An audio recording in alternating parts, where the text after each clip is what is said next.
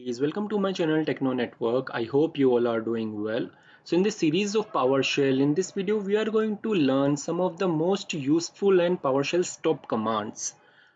And I believe a person who uses the PowerShell in daily life will be able to relate with this video. If you're new here, if you're new to this channel, please do subscribe it. So without any further ado, let's get started. So first I'm going to show you how you will shut down the machine and restart the machine using the alias name and using the commandlets. Okay, so first I'll show you how you will shut down it using the alias name. So to do that, you just have to type shutdown -s -t and type number over here. I have typed number 100, that means the shutdown will happen after 100 seconds. You can type 00, that means if you hit enter as soon as type 0, the system will get shut down. You can type 200 also, and after 200 seconds system will get shut down. Okay, so this is the alias you can use to shut down, and to restart you just have to do shutdown.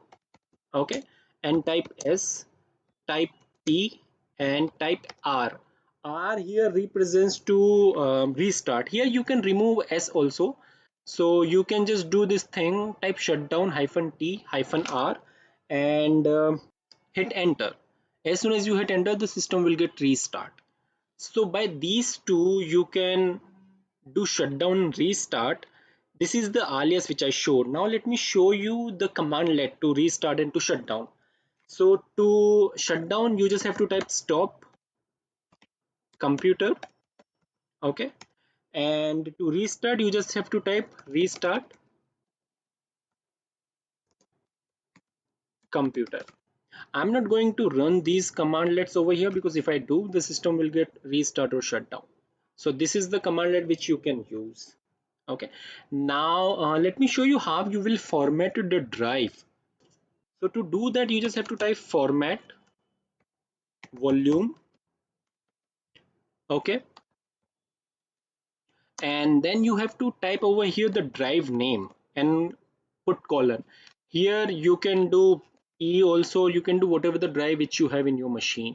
I'm not going to run this command, otherwise it will format my drive.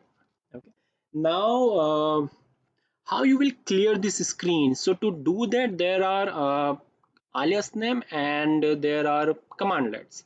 So I'll show you the alias. The alias is cls and hit enter. The screen will get clear. Okay, now let me run the basic command over here.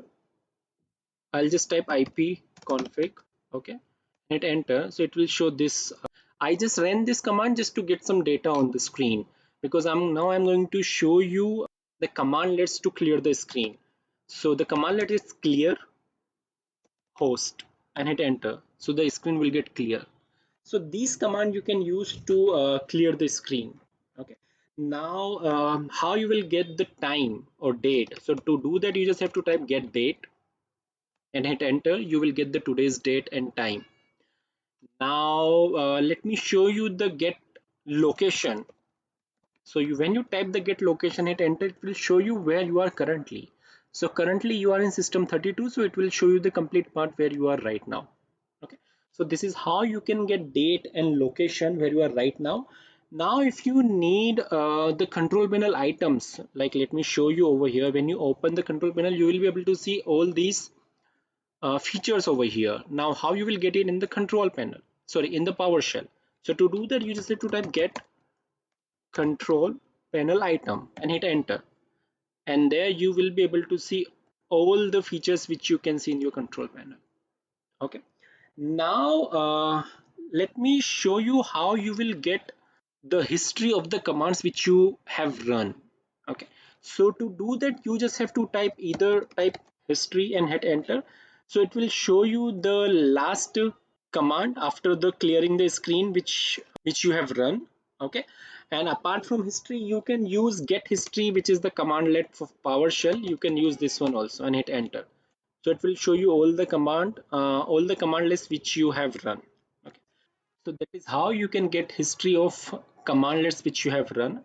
Now if you want to run a script in PowerShell, your execution policy should be remote signed. Okay, so to first see what is the execution policy right now, we have to use first get to see what is the execution policy is currently set. Okay, and I hit enter. So currently you can see restricted. Okay, so that is how you can get the execution policy. Now to run a script, I will have to change it. So to change it, you have to type set execution policy, hit enter. And to run a script, execution policy should be remote signed. So I type remote signed and hit enter. It is asking me if you want to do it. I'll type Y and hit enter. Okay, so now let me see once again what is the execution policy right now. So execution policy is remote signed. Okay, so that is how you can change the execution policy.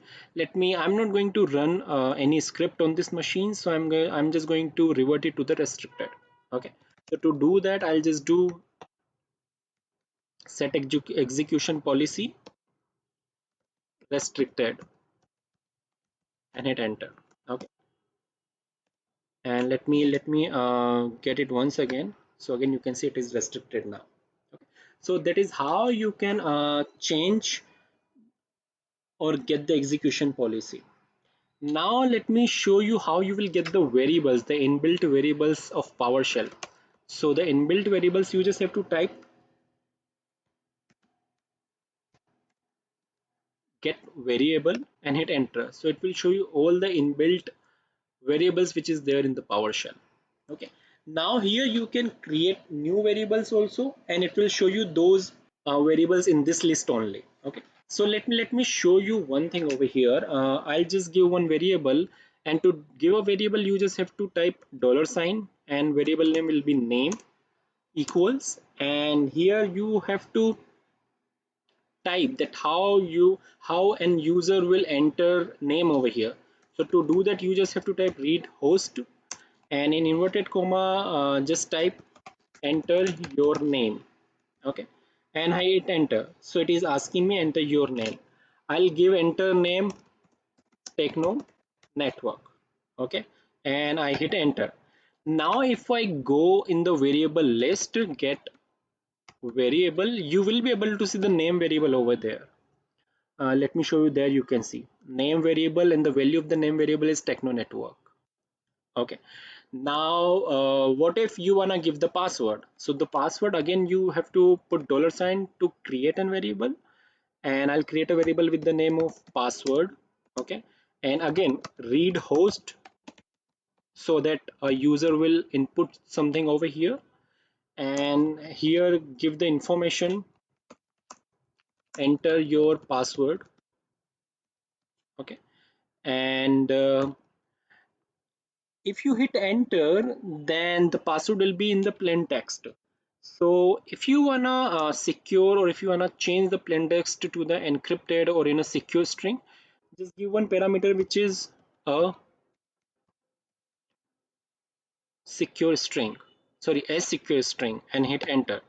Enter the password. I'll give the password 123789 and hit enter.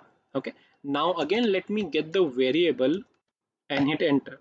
So here you will be able to see one variable with the password, and as password is secure, you will not be able to see the password value over here. Okay, so that is how you can create a variable. You can see the variable list, you can change the execution policy, you can see the execution policy and other top PowerShell commandlets which I showed you in this video. Okay, so I believe you have learned something from this video and it has enriched your knowledge of PowerShell. If it has, please do subscribe the channel Techno Network and like and share this video. Thank you.